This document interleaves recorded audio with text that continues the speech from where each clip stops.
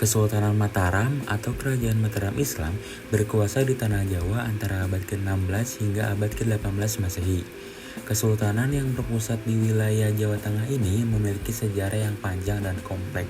Pada awalnya, Kesultanan Mataram merupakan sebuah kadipaten yang diberikan Sultan Hadiwijaya dari Kesultanan Pajang pada tahun 1575 kepada seorang bangsawan Jawa yang bernama Panembahan Senopati. Pemberian itu disebut sebagai Tanah Mataram dan menjadi cikal bakal Kesultanan Mataram.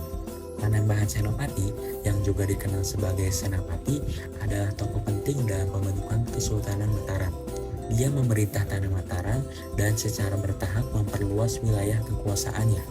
Kerajaan Mataram Islam mencapai puncak kejayaannya selama masa pemerintahan Sultan Agung pada tahun 1613 sampai 1645. Salah satu pencapaian terbesar Sultan Agung adalah ekspansi wilayah kesultanan. Sultan Agung berhasil menguasai banyak wilayah di Pulau Jawa, termasuk Jawa Tengah, Jawa Timur, dan sebagian Jawa Barat. Ekspansi wilayah ini membuat Kesultanan Mataram menjadi salah satu kekuatan dominan di Nusantara pada masanya. Pada masa itu juga terjadi pemindahan ibu kota Kesultanan Mataram dari Kota Gede ke Kartasura, yang kemudian menjadi pusat pemerintahan yang penting. Selain itu, Sultan Agung dikenal sebagai pemimpin militer yang ulung, sempat beberapa kali menaklukkan pasukan Belanda, seperti pertempuran Gresik pada tahun 1619 dan pertempuran Pleret pada tahun 1625. Pemerintahan Kesultanan Agung juga berhasil membuat Kesultanan Mataram juga mencapai kejayaan dalam bidang seni budaya dengan mendukung pengembangan seni pertunjukan seperti wayang kulit dan wayang orang.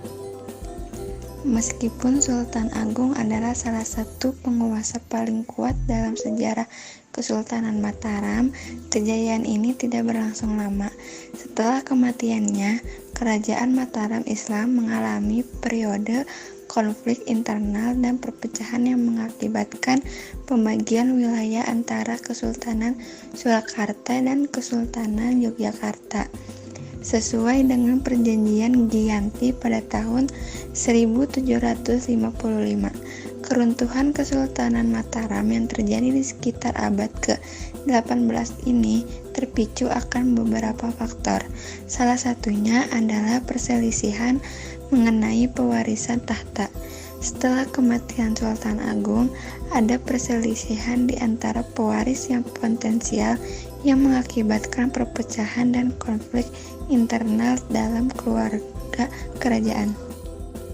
Dari konflik tersebut, Belanda mengambil keuntungan dengan mendukung pihak yang berseteru, sehingga memperburuk situasi. Perjanjian Giyanti adalah perjanjian yang dihasilkan dari konflik di Kesultanan Mataram.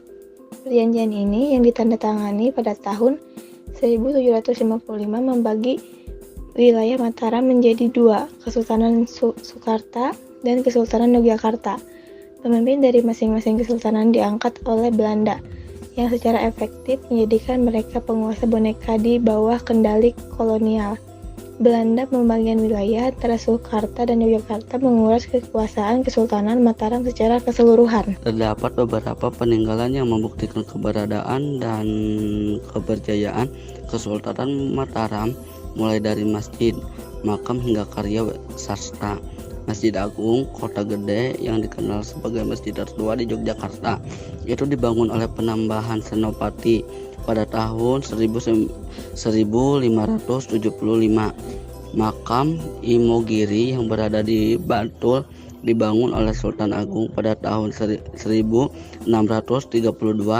Kemudian ada Taman Sari yang dibangun Sunan Pakubuwana I pada tahun 1758.